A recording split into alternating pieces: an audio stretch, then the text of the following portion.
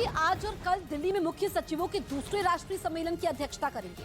PMO के मुताबिक इस सम्मेलन में एमएसएमई, बुनियादी ढांचे, महिला सशक्तिकरण, स्वास्थ्य और पोषण, कौशल विकास समेत 6 विषयों पर चर्चा होगी। इस सम्मेलन में केंद्र सरकार के प्रतिनिधियों, मुख्य सचिवों और सभी राज्यों और केंद्र शासित प्रदेशों के वरिष्ठ अधिकारियों और डोमेन विशेषज्ञों के 200 से ज्यादा लोगों की भागीदारी होगी। पीएमओ के बयान में कहा गया है कि यह सम्मेलन विकास और रोजगार पैदा करने और समावेशी मानव विकास पर जोर देने के साथ ही एक विकसित भारत का लक्ष्य पाने के लिए आधार तैयार करेगा।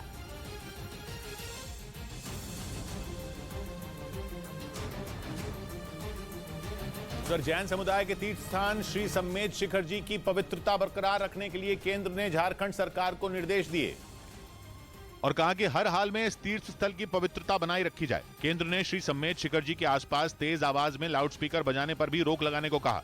साथ ही यह भी साफ किया कि वहां मीट की बिक्री भी न हो। असल में बीते कुछ दिनों से जैन समुदाय के लोग श्री सम्मेद शिखर जी को टूरिस्ट स्पॉट बनाए जाने का विरोध कर रहे हैं। उधर श्रीलंका के खिलाफ दूसरे टी20 मुकाबले से पहले भारतीय टीम को बड़ा झटका लगा।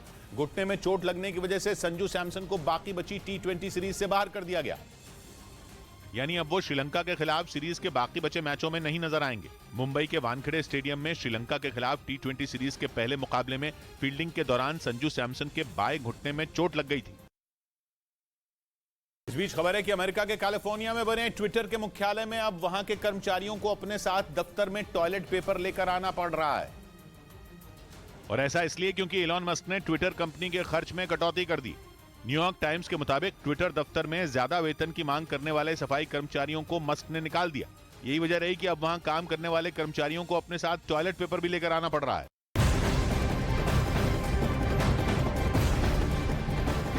गृह मंत्री अमित शाह आज मणिपुर और नागालैंड के दौरे पर रहेंगे। मणिपुर में अमित शाह के 4 कार्यक्रम हैं, जबकि नागालैंड में 1 कार्यक्रम है। अमित शाह मणिपुर में करीब 11 बजे आईएनए हेडक्वार्टर पर 175 फीट लंबा राष्ट्रीय ध्वज फहराएंगे। तो मिशन पूर्वोत्तर पर हैं अमित शाह।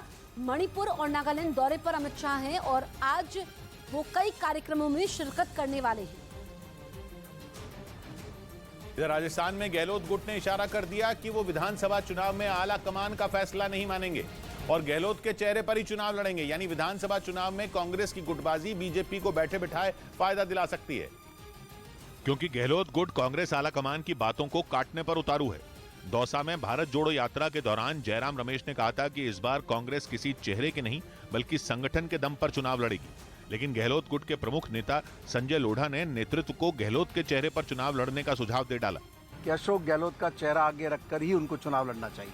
उन्होंने पायलट की काबिलियत पर उंगली उठाने में भी देर नहीं की। सचिन पायलट प्रदेश कांग्रेस के अध्यक्ष थे, उप मुख्यमंत्री थे जब लोकसभा के चुनाव हुए।